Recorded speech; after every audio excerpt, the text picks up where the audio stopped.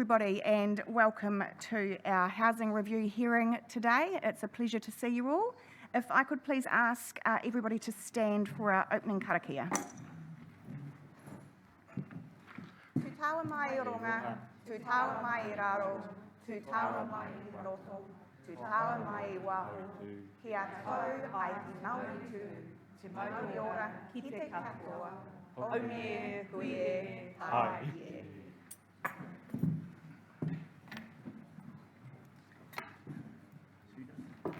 Firstly, welcome to everybody that is in our public space this morning that has joined us. It's great to see so many of you here, and we're looking forward to hearing your submissions. We have apologies today from Councillor Tanya Wright. Do I have a mover? And thank you, Councillor Mawson, seconded by Councillor Crown. All those in favour, please say aye. Aye. Against? Carried. And just want to acknowledge that we have Councillor Tapani joining us via Zoom today. So good morning, Councillor Tapani. Are there any conflicts of interest? There are no announcements from myself. Any minor matters not on the agenda? Any announcements by management? Morena koutou, no announcements, thank you. Thank you. Just a few housekeeping pieces. Firstly, just to advise that this meeting is being recorded and live streamed via Council's Facebook page.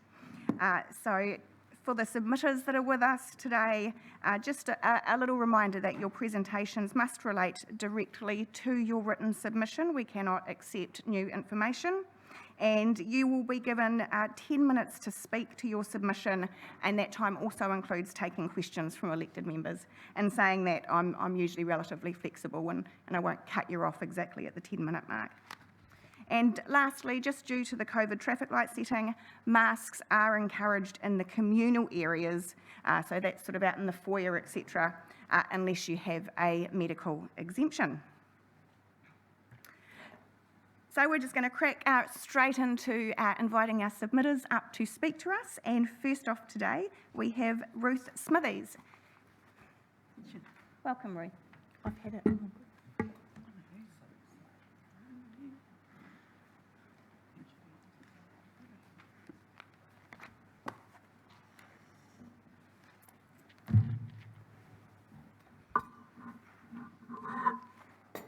Lovely to see you again too.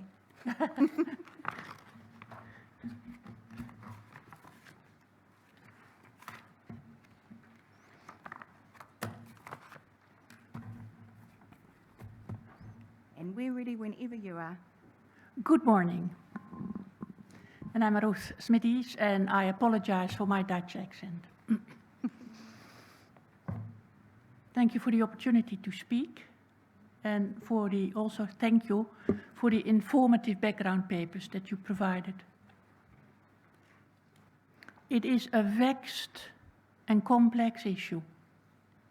It's not only vexed for the current tenants, but also for those on your waiting list and the ever-increasing number of people in need of social housing.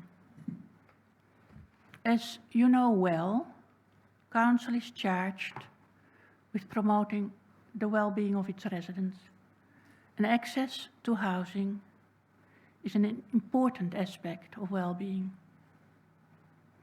It's why Council has provided social housing for decades, for a long, long time. Surprisingly, I note that Council does not have an official housing policy, and it should have one, in my view. So Council has provided housing, social housing, for a long time. However, today's framework within which Council can provide social housing is quite different from the past. The social housing policy and settings of central governments, both national and Labour, no longer support Council's housing. The more so by specifically excluded them from the IRRS. And this is our reality, and that's the main reason why I do not advocate that Council opts to stay with the status quo. The status quo is not only financially unsustainable, but it's also, in my view, socially unfair. Because there's no room financially to add to the existing housing stock, despite that we know that there's an increasing need. Also, as I understand it, with the new Residential Tenancies Act, you might run into problems if you want to move on a social tenant who no longer meet your income level eligibility criteria.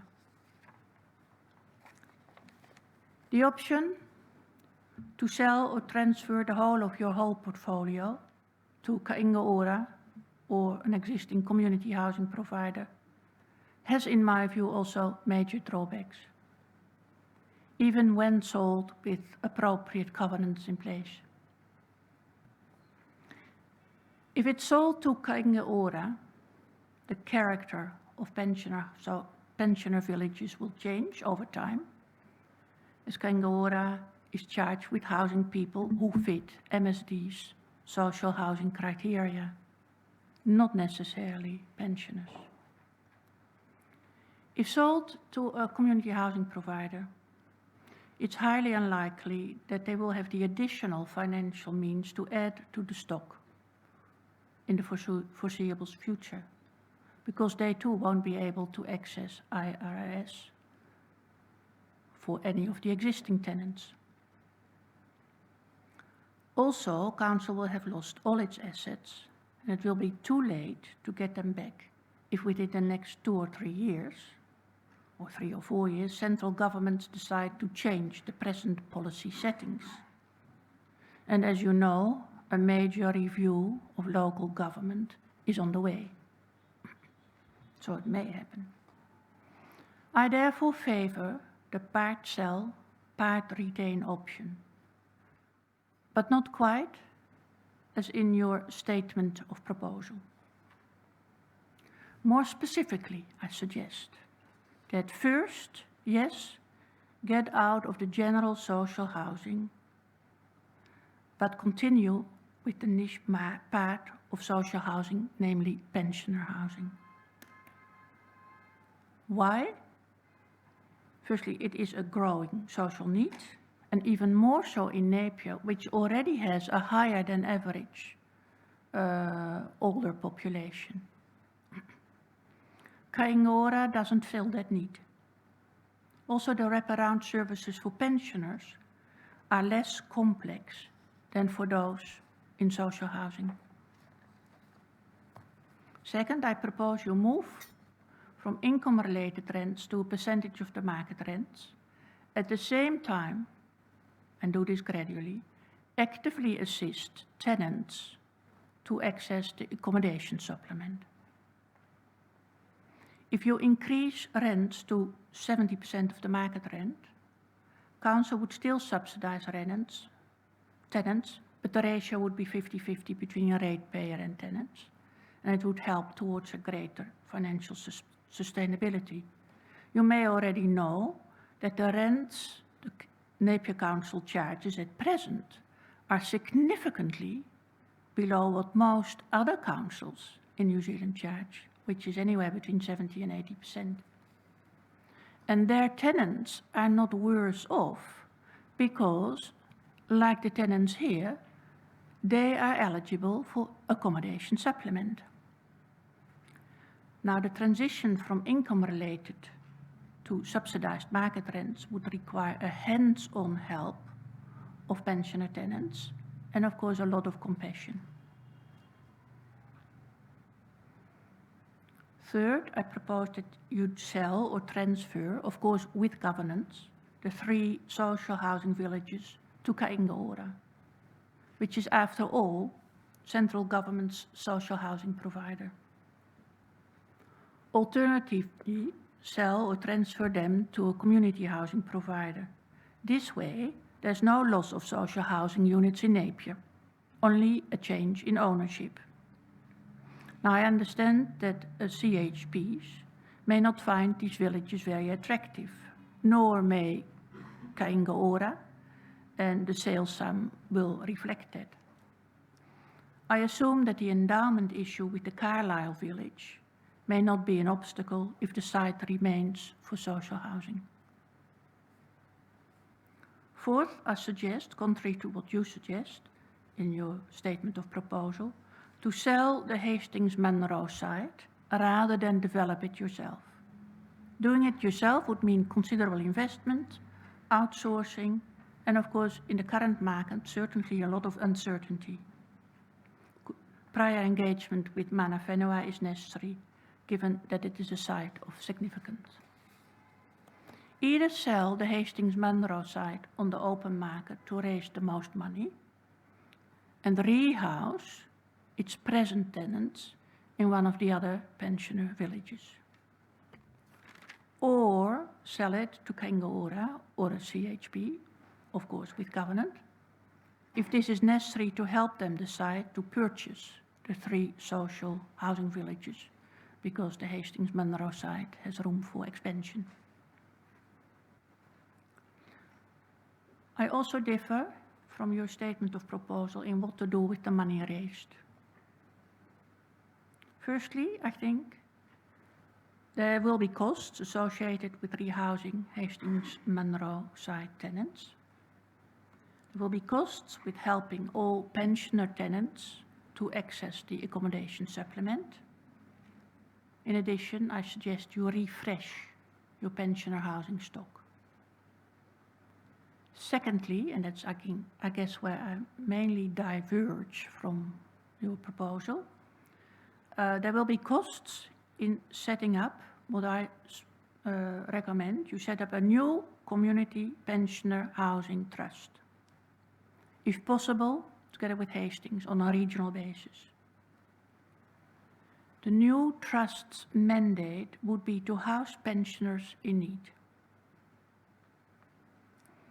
If central government won't change its present policy settings within the next 2 or 3 years, 4 years, lease or gift with governance the pensioner housing portfolio to the new pensioner housing trust, so that it can become a community housing provider and start accessing IRRS gradually. But it will have to be independent of the Napier City Council to be accepted as a community housing provider. So that would be quite important to write their mandate specifically the way you want it and have influence that way. I also suggest that you use some of the proceeds or hold some of the proceeds back from the part sale option to subsidize the new community housing provider until it can access IRRS for all its tenants. It will then also have the means to expand its portfolio, thus catering for the growing need in pensioner housing, which is one of my main concerns, that there will be extension of pensioner housing. So to sum up, I feel for you that you have hard decisions to make in this election year. I think the status quo is financially untenable and socially inequitable.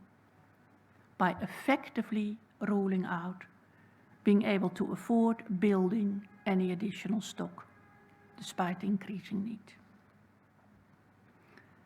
Completely transferring the portfolio to another social housing provider means the permanent loss of assets and lands, and Council will also not be able to ensure in the long term that the housing is used for exactly the people it would want to see housed.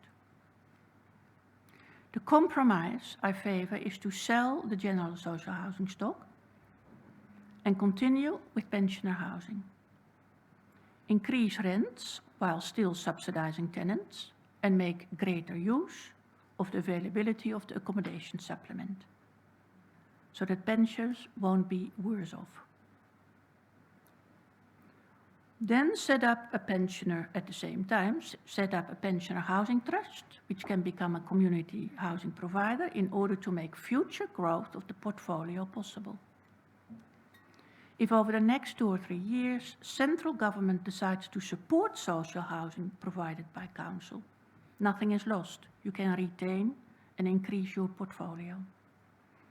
If not, at that stage, you can lease your pensioner portfolio to the newly established community housing provider, and it will have your mandate exactly the way you specified it, and thus, even though indirectly, you will be able to continue to promote the well-being of the people of Napier. Thank you. Thank you very much, Ruth. Just a quick question from myself first before I open up to the councillors. And this may be some information that you're not aware of, because I note it wasn't in the paper. But the 3 social housing villages we currently have, actually 2 of them are still, the tenants are 75% pensioners, and one of them it's 25% pensioners. Would that, knowing that 2 of them are actually still majority pensioners, would that have any impact on the submission that you've made to us today? It would. I would have to do quite a rethink of how you deal with that. Yeah. Yeah. And it would need to be done, obviously, much more gradually. Yes. No, I didn't realize that. Thank you, Kristen. Yeah. Thank you. Are there any other questions from councillors? No? Thank you very much for your time today, Ruth. Much appreciated. Excuse me, Madam Mayor, I was wondering if it would be possible the name of the submitter and the number of the submission be posted on the Facebook Live page so that people watching it can refer back to the submission, if that's possible on our agenda.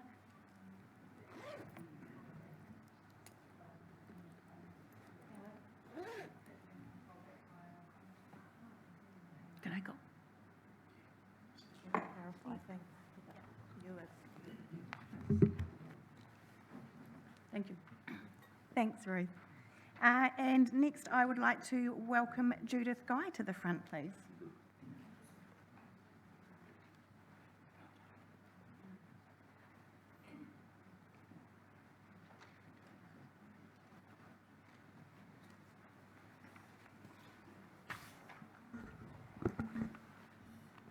Okay.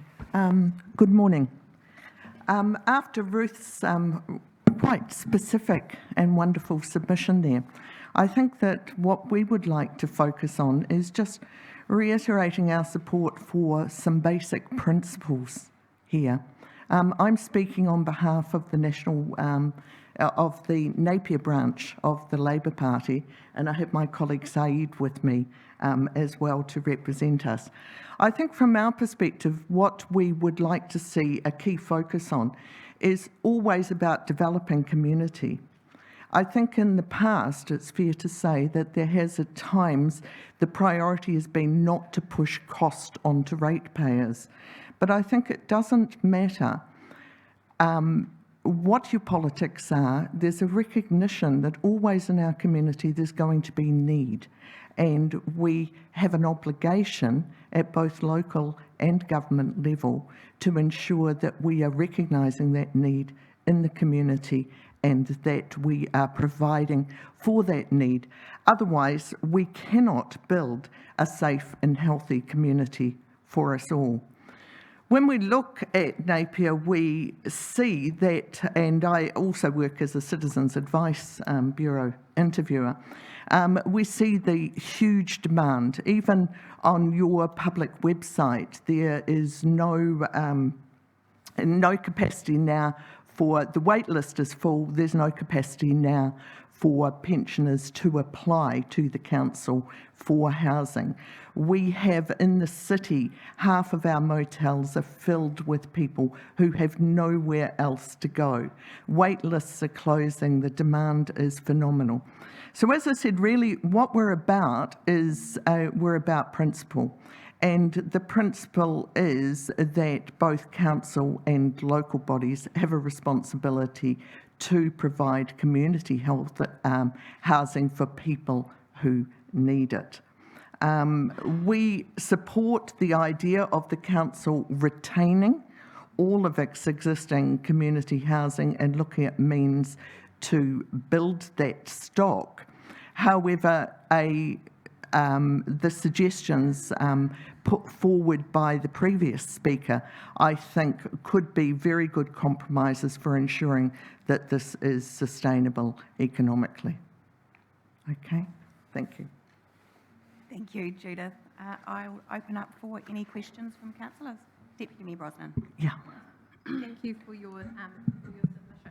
I'm interested in your view, obviously, from a Labor Party's perspective. One of the key issues is council's access to the IRRS. Yes. And I just wonder, I mean, what's your view on the government's position that they are not, I suppose, recognising the need by specifically excluding councils from accessing that funding?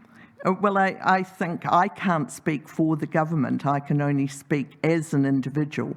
I personally, if I was on the council, would be advocating quite strongly for councils to be able to access the IRS, because I think it's needed. We need to be looking at mechanisms to increase public housing again in this country to meet the need, and that's certainly one of them that would encourage councils to take the steps that are needed to make this housing available to people.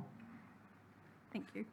And I guess just to state that we have been actively campaigning the central government for many, many years now, alongside a number of other councils in the country through Yeah. our Local Government New Zealand body, with no success to date. And currently the reason we're told that we cannot qualify for the IRRS is that it's not the money's not being spent on building new houses.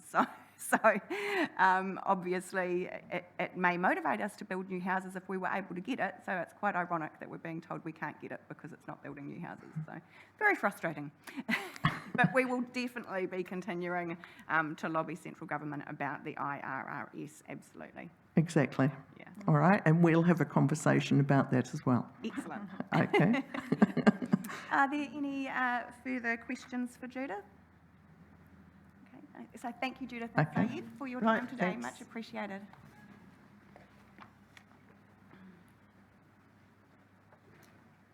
So next, I'd welcome Mark Cleary from the Napier Pilot City Trust.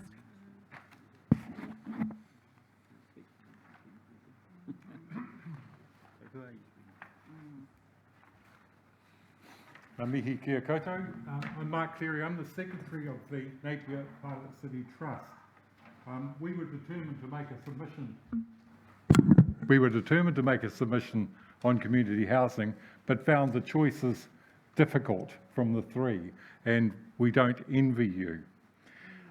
We opted in the end for the status quo, because that actually gives you time to develop a better solution as you deliberate further. I'd just like to say that when we talk about ratepayers and ratepayers' money, every citizen of Napier is a ratepayer. People who pay rent are contributing to the rates of the house, and the reason rents go up is when rates increase. So it's a poor reason to say it's a burden falling on ratepayers. It's a burden on all citizens, and I don't believe providing housing can be seen as a burden. It's a very basic human right. It's also ironic that you use the figure of 2.2 million as the shortfall. I'd like you to think of the cost of some of the houses that are being sold in Napier recently. 2.2 million is not extreme. So we have ended up going for the status quo, but we encourage you to continue to work for more elegant solutions, because we believe that the most vulnerable in our community must have housing. We know we don't stack up well when compared to other regions in terms of some of the equity issues, in terms of employment, though that's obviously a lot better now than it was 3 years ago. Our health statistics are poor, and we have one of the largest numbers of people in transitional housing. Clearly, the movement during the early 2000s to community housing providers has failed. I think councils need to accept that they have a responsibility to be in the housing market, to be providing housing. you've got a vision of putting people first. The most fundamental need for people is housing, shelter. We know the impacts of people not being in good housing, the detrimental impact of people not being housing. So we should judge our city, which is a beautiful city. Walking down the hill this morning, looking out onto Hawke Bay was just superb. However, we shouldn't be proud of our Art Deco city while we still have people living in unsatisfactory housing conditions. We have a role to play. Central government definitely have a role to play, but the council does as well.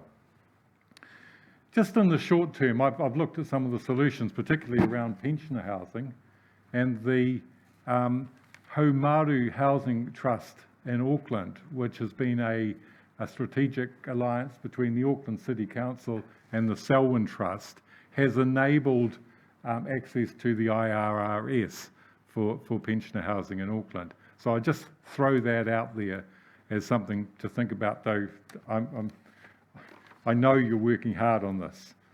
I'd just finally like to just switch tack just quickly and thank the council for the support the Napier Pilot City Trust has had over the last 2 years. We feel as though we've built a really strong relationship with the council. We were delighted with the work that was done by the community development section last year on the ThinkFest. Thank you, Natasha and her team, and the support we get each year on our Unity Day. Thank you. Thank you very much, Mark. I have a question for you, which I appreciate you won't be able to answer on behalf of the Napier Pilot City Trust, but I'd be interested to hear your views. In light of hearing that from our first submitter, that we actually have one of the lowest rents out of any council in the country, and also that a number of tenants in their submissions have indicated that they would be happy to pay more rent. Would that affect, because you're currently saying rates 100% to Yep. keep the status quo, would that sort of affect your thinking with regards to that, and it potentially being more of a combination of rates and rent increases? Yeah, sure. I think basically an old adage is sort of 1 day's work for 1 week's rent is a pretty fair indication of what it should be. It's been pretty disastrous with the housing inflation that we've suffered with the huge increase in population. The rents have gone completely out of kilter with income. I think if we tag it to a percentage of income, that's pretty fair, which I think is what the IRRS does in some ways. So, yeah, no, I have no problem with that at all. Thank you, Mark. Are there any other questions from councillors? No? Thank you very much. I'd now like to welcome Elizabeth Barrett, please.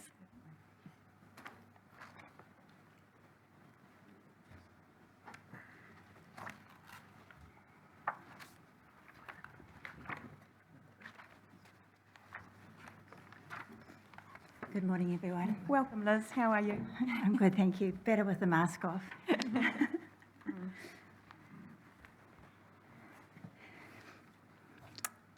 I came to the housing consultation a little late in the piece, but I really did want to make sure that I did put in a presentation. And we'd had our Purumae Residents Association, I think, about 2 nights before closing, and we had had some discussion, and it convinced me that one really should try to contribute. It's such a massive task, but I'd just like to make some comments and talk to a few points. In my short written feedback, I made the comment that there just wasn't enough information there for me to be able to provide or to assess the situation. I found that what had been provided from the Say It Now value created more questions rather than answering my questions. And so my focus today is on that subject, and to give you 3 examples of why I felt that way and also what we could do about it. The first example is very easy. It's on all the options, there's no increase in supply. So if that's a con, then why mention it? Or if it's that important, then none of the options presented are acceptable. So we can't have it both ways. So increase in supply, if it's a con, then these options just aren't acceptable. The retirement housing here in Napier is absolutely critical. So has an acceptable solution been presented to in these options? I just can't see that it's happening. They're all for exit strategies. There's a second example where they talk about that depending on the buyer, it can be a positive or negative impact. So how can we assess that comment without going through the 90 pages of documents that was provided to the Napier People and Places Committee in February? The third example, though, is, I think, has more substance. The funding shortfall that we've all heard about, the 2.2 million, is that, it's well known, it's quoted, but is it a funding shortfall? I've taken a look at the financials, the revised cash flows, and I've actually got one here, and taken to look at the items that are actually in that. And it has been given or the revised cash flows are providing excluded corporate overhead costs that can be partially attributed to housing, such as IT and specialist staff who spread their time across different departments. If we think about this for a minute, there's 17.6 million of those overhead costs attributed to this housing budget, to this housing cash flow. And yet, whatever option you take, you're still going to have those overheads, those cash flows. You're not going to be able to just have a half a person or a quarter of a person. The council is still going to have to pay for those people. They just will be spreading their time over one less department.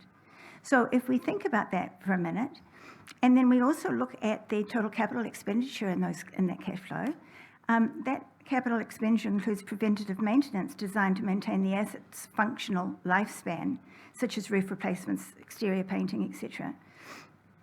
Therefore, when you take into these adjustments or the revised cash flow, it turns out to be half that of which is being constantly quoted.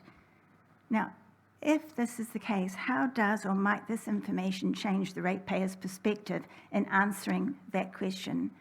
I do see some puzzles. I did have some here if you wanted to pass it around, because I know it's been a long time. If you wanted to pass it around, I've just adjusted that. So, in effect, there is enough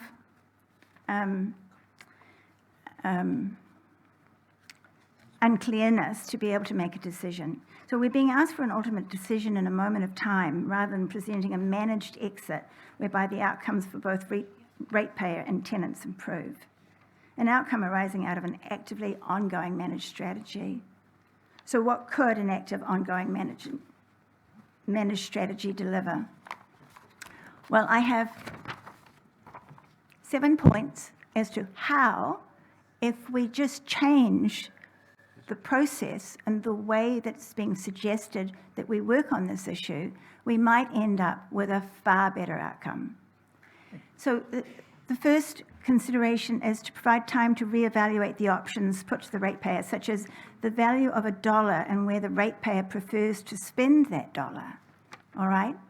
So at the moment, we're very segmented and we've got all the council activities, but we're never being given the chance of, do you prefer your dollar to be spent on social housing or retirement housing or on some other infrastructure or some other desired outcome, such as, for example, a pool. So nowhere has the link been made to consider a joint approach to two desired outcomes, a pool that is to cost 74 million or a more modest refurbishment for, say, 30 million, freeing up 40 million to otherwise planned borrowed funds, which could be applied to the housing, as an example. We could also evaluate the risk of not attaining a successful dollar spend. Council's own comments echo that of the Morrison Lowe report concerning their inability to deliver infrastructure projects and programs. NCC has only delivered 57% of its planned capital works over the past 4 years, which is below average in the local government sector, and which strongly suggests that delivering a larger program in competition with the rest of New Zealand is potentially unlikely. We could also think about determining the potential of a comparable application of a weighted average lease term, a WALT, so that villages might be populated with the assistance of this data, using the planned occupancy rate, as per the documents, of 90% for both retirement rentals, and with the combined quoted 15% turnover figure. This aim of active tenant management is to be able to either refurbish villages on a rotating basis and/or by disposing without being subject to any DCF, which means that better value is returned to the council if they're going to be disposed. We also need to understand and employ relevant turnover rates. As council notes, the tenancy rates remain high with very low turnover, but the option data uses a 15% turnover. And it also estimates that all the tenants, therefore, would change within 7 years. Now, I wonder about the accuracy of this, as the 15% should always be calculated on the declining population and not the original 377 tenants. And you wonder why this is important. Well, it's really important because the CHPs would be, in reality, be waiting more than the minimum of 10 years. It's probably up to 15 years, I've got the data on the back actually, just to roll off the first 314 tenants. If this is true, the DCF may be even greater than the council has currently planned. Another advantage of a phased managed strategy would be to increase investigation, as the previous people have spoken about. Increase investigation into the regional trust option and potential for a subsidiary of the CCOs acting at arm's length. The main benefit here is the continued provision of the service without significant DCF required by the other CHPs or KO, and access to IRRS. And the phased transfer of assets, as well as resourcing it with appropriate expertise able to execute improved solutions for ratepayer and tenant. We could have a special vehicle resourced with the correct expertise to do what's right for the housing. Another advantage would be to consider the best outcome of an actively managed phased approach for each village. So various differing outcomes could be available for each village instead of one decision being applied to all at a moment in time. This approach will also increase the number of potential partner CHPs who currently have given feedback that they do not have the capital spend required en masse, but may well be interested in either a phased approach of specific villages. And lastly, this approach would have time to continue to persist, expand, join with other local councils for either a potential change in the central government thinking to allow local government to access IRRS, and for the CHPs to have immediate access to IRRS, or potentially a change in government, whether or not that might do any good or not. Council objective of community wellbeing means that this level of consultation is insufficient for me as a ratepayer to make an informed decision on such an important part of council's obligations, as evidenced by the angst currently pervading in our community. We need a different strategy, one to achieve a better outcome for all, and also to present the opportunity to evaluate where taxpayer funds are best used on competing council activities in our current constrained environment within which the council must operate. Therefore, I believe the status quo should be the chosen option until more information can be forthcoming or explained in a way that we can all understand. Thank you for listening. Sorry, I'm a very technical, detailed person. I apologise. I do have copies here of the points where I think a phased approach that I've just spoken of could be made available if people were interested. Any questions? Thank you, Liz, and thank you for your submission today. I would just note that unfortunately you have included a lot of new information. So we will all take that on board. But as I stated at the start of the meeting, under the rules of consultation, new information as part of a verbal submission doesn't carry the same weight as your written submission. So just to let you know that. But certainly appreciate all the work that you've put into the analysis, and council officers have been given a copy of your financial analysis there. So we'll certainly take a look at that. And I guess just to provide some background around the costings that we've had done, they were prepared by PricewaterhouseCoopers, who actually have a custom-built modelling model to specifically calculate the costs on these housing portfolios. So, but it'll be very useful for us to look at what you've presented in comparison to that.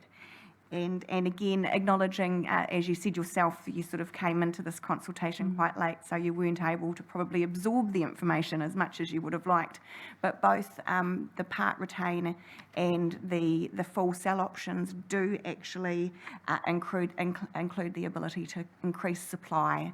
The part retain, there could be an additional 45 units potentially with that option, and obviously if we were to sell or transfer the whole portfolio to another entity, then they may well be able to increase the number of units as well. So just to give you a bit of extra information there. Oh, but the quote I gave was from your publication.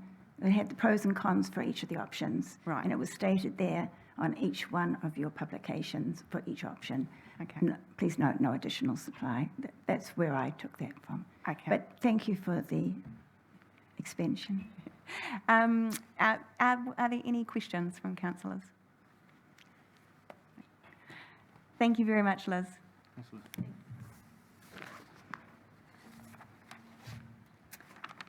And next we have Alan White. Welcome.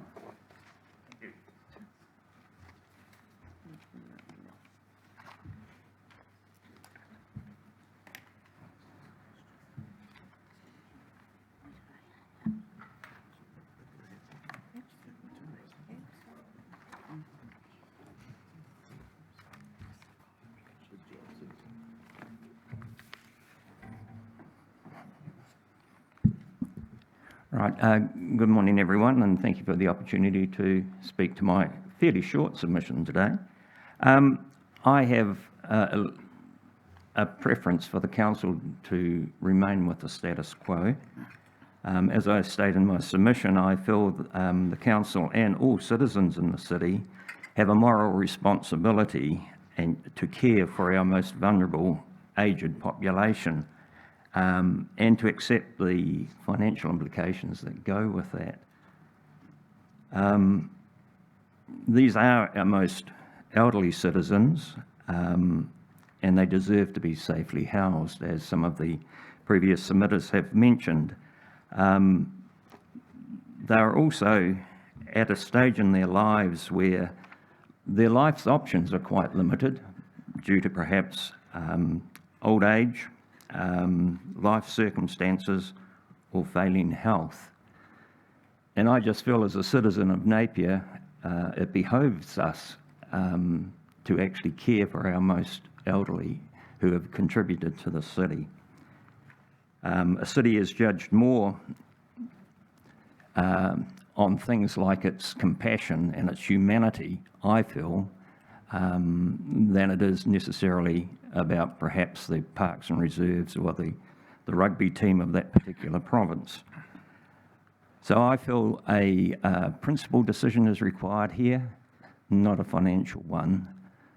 I appreciate it's a huge, complex task. I used to be in housing in an earlier life.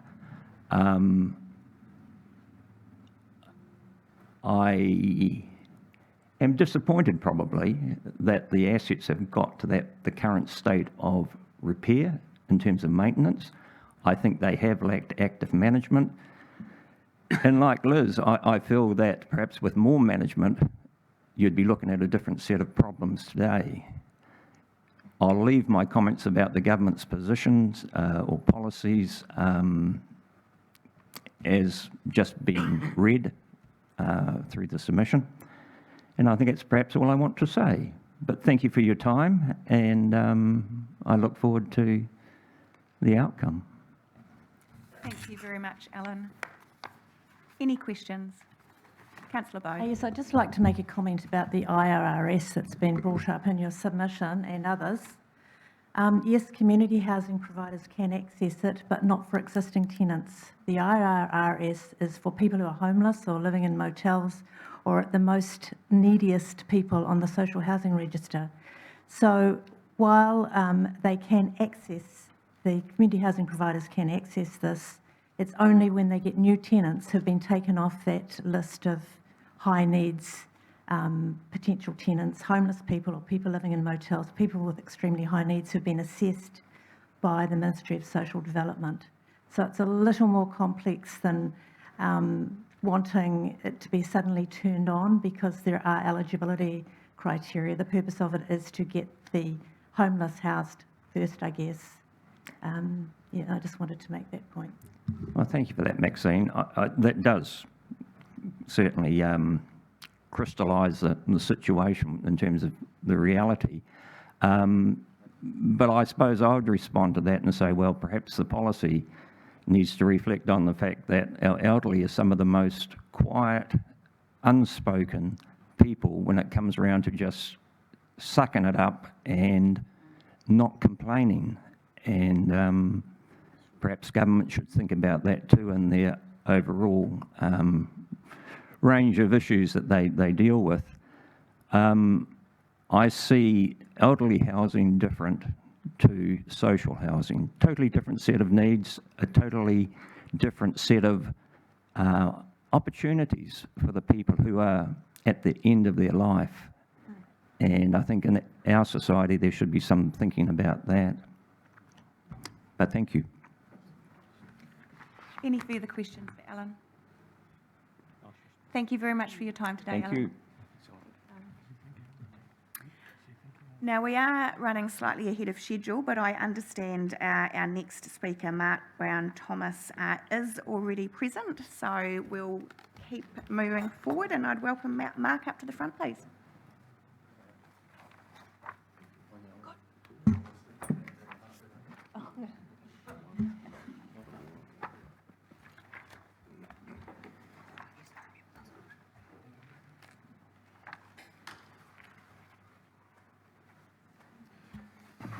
Right.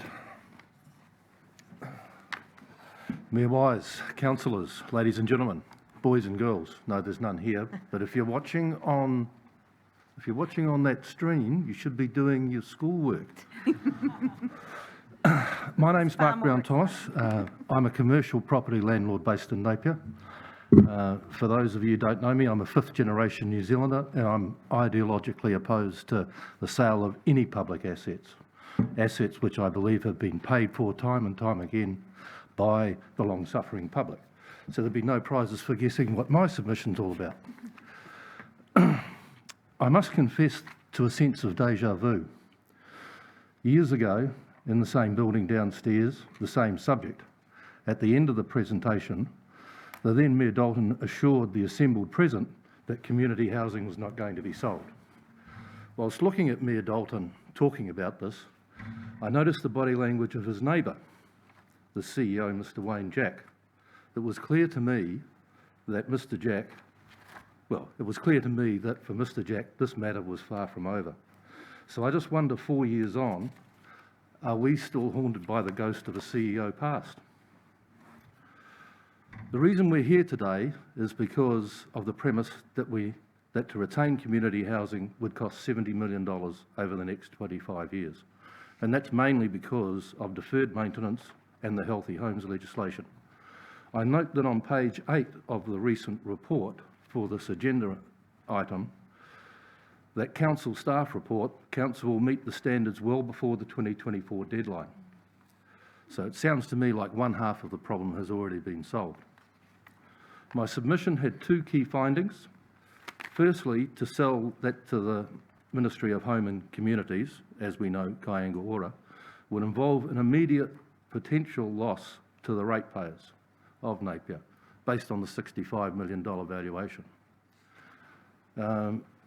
and that could grow to a potential loss of ratepayer wealth of nearly $350 million over the next 25 years, based on projections. Secondly, the Pricewaterhouse Consultants report did not provide sufficient verifiable information for council to make an informed decision. I have, in Annex C, I have 2 typewritten pages about the concerns of the lack of verifiable information. And in my original submission, I described this report as somewhere between unsound, bordering on unsafe. Thanks to events since the close of submissions, I can now confirm that my position has moved to unsafe. The options I presented allow for retention of the entire portfolio, and I covered a number of positives about how community housing has enriched this community and the balance sheet of the council. I also included a case study on the Nelson City Council, which shows just how substantial a discount is required to effect a sale to Kaianga Ora. Just a reminder, the net sale was 60.36% of valuation. So based on the $65 million of the valuations 2 years ago, that would have brought it down to $38 million, I think. You've recently, in this new information, have a new valuation of $100 million. So that would actually involve a potential loss of $39 million based on the Nelson example. In the last few days, the Tauranga City Council has announced the sale of its portfolio. And the figures are even worse. The net sale figure is now 41.3% of valuation. So if we take the $100 million in the recent valuation that you have conducted, we're now talking about a potential wealth, to the ratepayers of $60 million. It sounds to me, you know, we're so close to the $70 million, it's not funny. Anyway, in my business, bank managers want cash flow forecasts. And cash flow forecasts are just that, cash in, cash out. I made the mistake one Sunday afternoon prior to making my submission of trying to read the long-term plan. Yeah, I think 6 hours of Nana Muscuri would have been a lesser punishment, but, you know, there we go. Included in my submission is the council's long-term plan to 2031, showing cash in and cash out, and all those other bits and pieces, and earnings before interest, tax, depreciation, amortisation, all that sort of stuff is excluded. Now, my excess of income over expenditure based on your long-term plan is you have $572.6 million excess cash in than cash out. So I think we can cover this shortfall while we figure out what we're going to do long-term. There is a proverb, it takes a village to raise a child. I would suggest that an equally apt adage would be, it takes a village to look after the aged, the infirm, and the less fortunate. Who knows? Next week or next year, my circumstances, your circumstances, might have changed to the extent that some or all of us are in exactly that same group. I don't envy you. This is an incredibly difficult decision. What I would call a crossing the Rubicon moment, a point of no return. Should you decide to sell, there will be no going back. In 25 years' time, it's unlikely that I'm going to be here, as will be some of us. So I suppose my question of you is, do you want to be known as the council that potentially squandered $500 million of ratepayer wealth? Thank you. Thank you very much, Mark, and I appreciate you coming up early as well, so I just want to acknowledge that. Are there any questions from councillors? Yes, just. Oh, Councillor Bowe. Thank you for that. How would you feel as a ratepayer if your rates were increased in order to pay for this shortfall? Yeah, I have no difficulty with that. I would say, when my building rates went up 41.42%, I didn't complain. To pay for stormwater, I didn't complain about that. You know, there are costs that have to be undertaken. And then the short-term view of, because there's a problem, you know, we need to get rid of the problem, let's just take our time and address the issue in some sort of long-term plan. Deputy Mayor Brosnan. Thank you for your submission. I suppose just a philosophical one around your argument.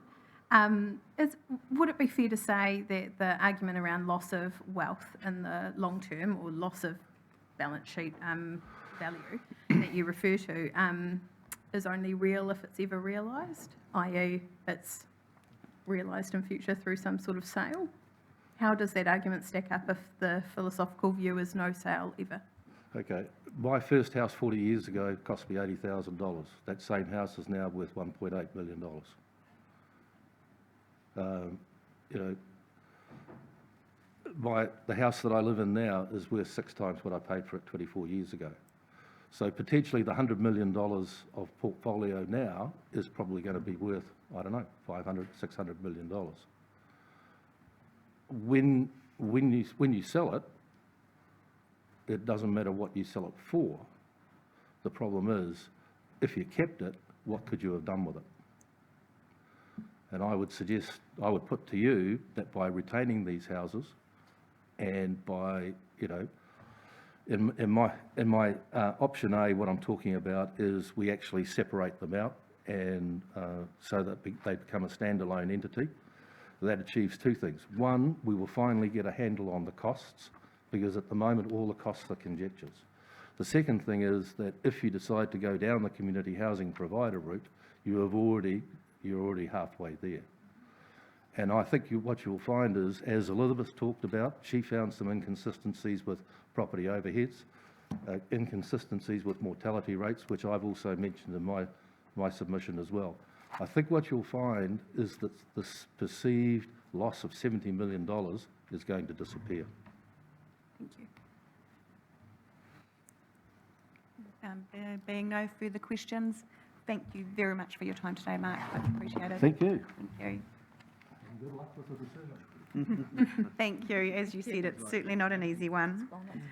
Now, I'm aware that Greg Reddington is already with us. If you're happy to come and present to us slightly earlier than originally planned. Thank you, Greg. Much appreciated.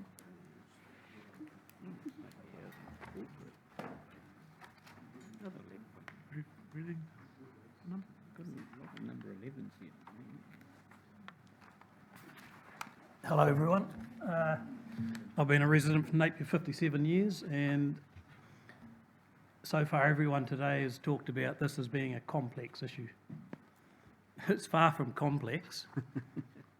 It's a simple asset, a freehold asset that should be at least breaking even, and that's all it needs to do.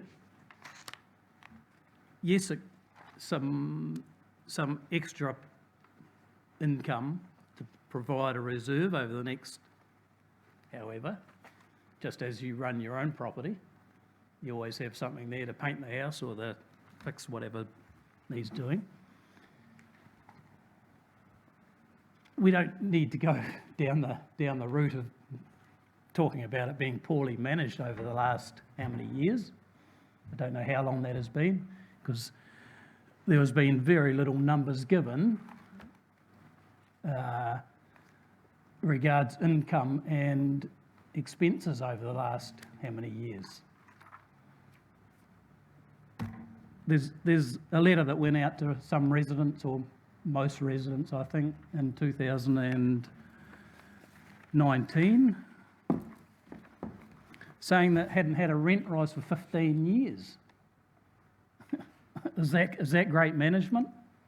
No. There's, yes, maintenance needs doing and bringing up to the healthy home standard. It's already underway. So, as Mark said, by 2024 it should have happened. My thinking is we should keep ownership of at least all the pensioner housing. Maybe get rid of the social housing to cover the shortfall or a fair bit of the shortfall of bringing the others up to standard.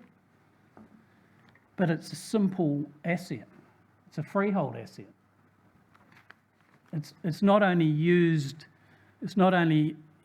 as housing for pensioners in need, that some of us may get into that scenario, or our families, or our offspring, or whoever down the track. We have all these other assets that cost a huge amount of money to run, like parks and all those other things. When you look at the numbers, this asset should not be costing the ratepayer 1 cent, and it shouldn't have been for many, many years. All you people sitting here have been voted onto council, well, all you councillors sitting here have been voted onto council because the community, the ratepayers and the voters perceived that you were intelligent, business-like, clever people, a mix of everyone in the community, basically. But over the probably the 6 months I've been looking at this, is all the numbers don't make sense. The council have paid people probably hundreds of thousands of dollars, 2 groups of people, and the numbers just come back different from both. How can this be? You shouldn't have even had to go to a second group of people to get these numbers sorted. There should be people in the council that manage this asset. It's a simple asset. It's as simple as that. We shouldn't have even got to this stage. It shouldn't have got to the table, should we sell it? No, we shouldn't be selling it at all. We shouldn't even be thinking about it.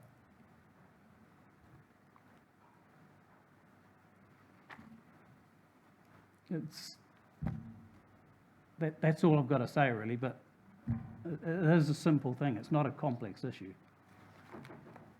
So, yeah, thank you. Thank you, Greg. And I note that your preference is for the status quo and for it to be funded by 100% of rent, bearing in mind that for many of our current tenants, them paying market value rent or the required amount to meet the cost recovery would be upwards or 90, 100% of their income. No, that's not right. You're an accountant, aren't you, Kirsten? I am, and Okay. that is right. That's not right. It's not right. These properties are simple properties. We'll have to agree to disagree there, Greg. Yep. Yep. It's like I say, it's a freehold asset. It doesn't need to be a profit-making asset. And we're not suggesting it's going to be, but Yeah. in terms of the investment that's required in the properties Yeah, but that's to keep them Yeah. over the long term, Yeah. then the cost to the current tenants, if they were to pay for that in Yeah. entirety, would take the bulk of their income. Yeah, but you're going to sell part. That's one of the options, but that's not actually the Self-part. option that you've chosen in your written submission. No, but that's one of the options. That's one of the options. But also, Kirsten, okay, you've got an asset that's totally freehold. Why can you not borrow some money to fix up what you should have been doing, at least in the last 3 years to begin with, let alone the last 20 years? Yes. You've got That's $100 currently million asset. That's currently what we are doing. Cool. However, So- we so that's don't want easy. to continue to borrow No, in the long term. That's not No. sustainable. but we So won't have to if it's managed properly and it's brought up to scratch now. So I will open to other councillors for any questions that you may have. Councillor Bogue. Yes, thank you. I see, Greg, that you're representing the Napier Housing Support Group. I just Yep. wondered who that is, please. Oh, that's just a group of a few different people in the community, concerned people. Is it just around this particular issue, or are you looking at the wider, just as a... This issue at the moment, yes, but some of the people involved have been doing this for 20 years, helping people in need. It's the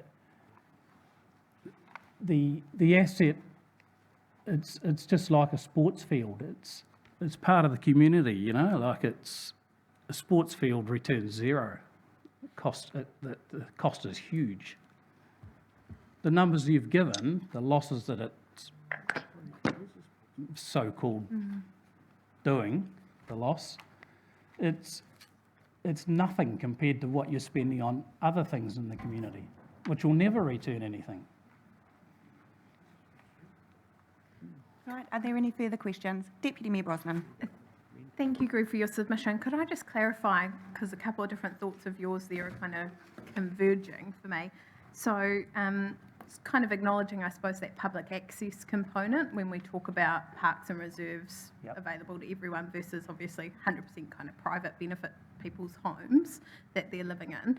Your written submission is around that be 100% covered by ratepayers, but I think in your answer to Kirsten, you said, covered by rent, you know, the renters.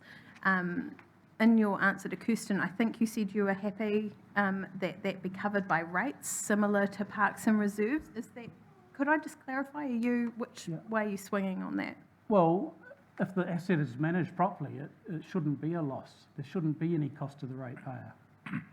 So are you going Once with it's the up to hybrid? scratch. Hybrid where maybe it's public funded partially in the beginning, moving to a fully tenanted funded over time? Is that what I'm hearing?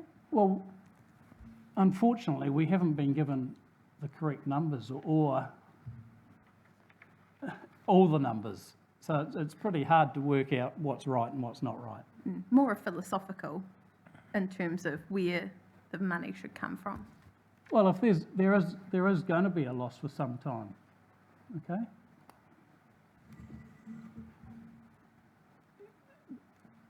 The sale of part of the asset is going to help with that. Okay. Bringing the rents up to whatever is the right level, whether that's 20%, 30%, whatever, 40% of income. It's part of a social community policies, you know, like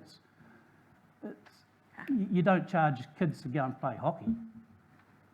You don't charge people for using the walkways. Doing your rates, but yeah. It's all in the think rates. If everyone pays in the rates, you know. Yeah.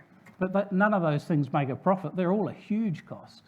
And you just keep adding all these concrete pathways and other pathways that needs all this maintenance, where you're just leaving behind an asset that's totally freehold I think I understand your and hybrid. does Thank you. contribute to the community. Thank you. Any further questions? Thank you very much for your time Cool. today, Greg. Thank you. And I understand that Gail Thompson is now here. So Gail, I welcome you up to present to us, please.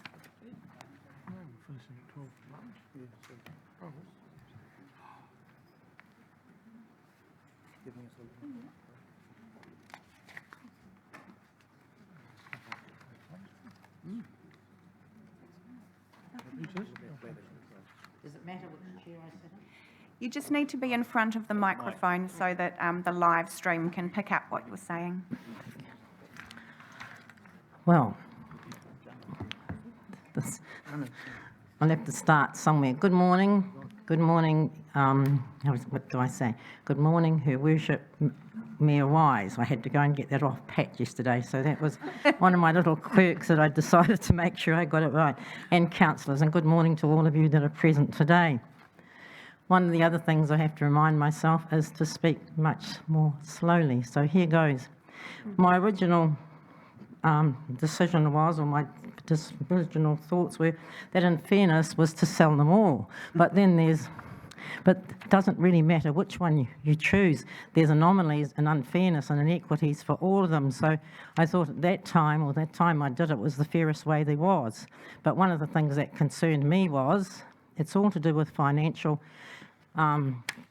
problems, and as I see it, society at the moment, it's not really going to solve the problem, whatever it is, because of the likes of myself, who is a Napier tenant, And I can be grateful for the fact that I am a tenant, because of this time 6 years ago, I was looking for somewhere to live, and I was very lucky to get into the Wellesley Place flats. Now, if I was to be in the same position now, I would not be there. But that brings to mind that I did have a leasehold property once, and I lost out on it. So there are still lots of people who are leasehold people who are probably my age and who are too frightened to sell because they know they probably can't afford to freehold, as well as they're not going to get money to buy in again. So social housing is an issue, whether we like it or not, for the rest of time. I have a daughter. She has two sons.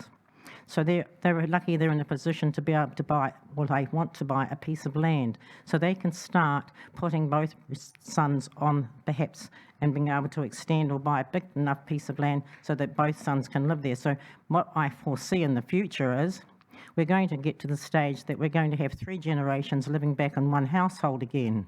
That's what my reality is, that it has been in the past, and how do you expect a grandchild, perhaps some of you have got who my age, to save up $1 million perhaps to buy a house, or hopefully that their parents are going to snuff it and their parents have got lots of money. Apart from that, I don't know what the answer is. So my thinking is, and I put down here, that perhaps like everybody else has said, that you're concerned about where the money goes to, and that's what makes me angry and makes me wild, in the sense that I decided that I actually needed to sort of be brave, come up here today and say my piece and let it go, because whatever is decided is out of my hands. So one of the things perhaps that other people haven't brought up is, I've been here long enough to know that, I think was mentioned at different meetings that I've been to, that you can only go back 7 years as far as tax or records are concerned. And I think it was probably prior to the 7 years that the money from the rents went into the general pool. So why isn't the general pool being responsible for the maintenance of the flats that I am in and other people are in? Because so somewhere along the line, someone has made or stuffed up somewhere. I hate to say that word, I should have thought of something else, but that's okay. It means that something has drastically going wrong, and the problem still isn't fixed, because all of those who are going to get extra rent are just going to go to Ministry of Social Development and get an accommodation benefit. So the taxpayer is going to pay for the extra. So what I'm saying is it's just shifting the responsibility from one department to another. So ultimately, all of us are going to pay, whether you be a taxpayer or a ratepayer. That's how I perceive that. So that's one of the things there. One of the things that I questioned was, and there's been a lot of decisions or a lot of comments made about where the money goes, and one of the things that I see too is perhaps the person here was a lot more able with his figures than what I am, that the priority, what are our priorities, or what is Napier City Council's priorities to be? Because there's been no mention of the mistakes that have cost the City Council to do repairs, like Humber Street flats, like West Quay flats. I know someone, a relative who actually owns a couple of units at West Quay, and she said it costs megabucks for the City Council to repair those, to repair the mistakes that were made, because they got signed off and Napier City Council responsible. So there are issues. So what it's saying is that probably would have paid for all the heat pumps and things that all the Napier City Council flats need at the moment. So that was one of the things. So I put here that I felt the best and fairest option for all was to be bought by a CHP, or what is it, a community housing provider. And rather than pay or put extra $100 on the ratepayers, and my thinking was, for everything that needed fixing, like whether it be the water, whether it be Pandora Pond, whether it be retaining the aquarium, so if you taxed each ratepayer or each household with $100 by all the things that needed fixing, each per ratepayer would be paying about $1,000 a year for all the repairs that need to be done that Napier City Council has to take on board. So that was how I saw it. So I did say that I was thankful, and perhaps that I just feel that we have a social and moral obligation to provide community housing. That's something that I think I feel strongly about. So what is the society, and where does the community come into it? And for me, this is, as I said, it was Plan B. It's certainly not Plan A, and there are others perhaps who fall into the same position or later in their lives. So perhaps that's about all I need to say, is that I'm angry and annoyed to find myself in a position where our fate is being decided by others other than myself.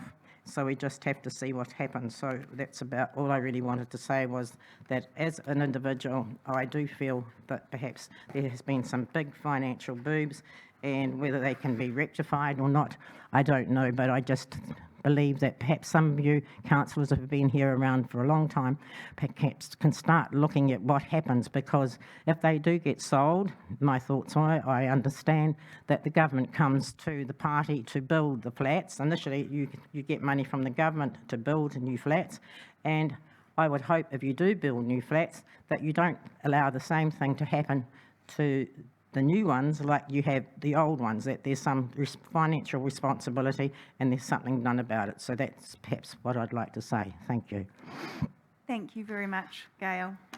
Are there, just see if there's any questions that's right, you from, can from ask me some councillors. Which there doesn't appear there is. So thank you very much for your time today. Thank you. Thank you. So that brings us to the conclusion of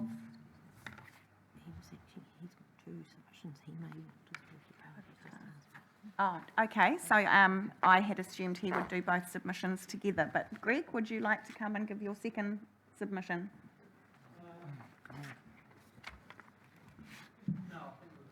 You're all good?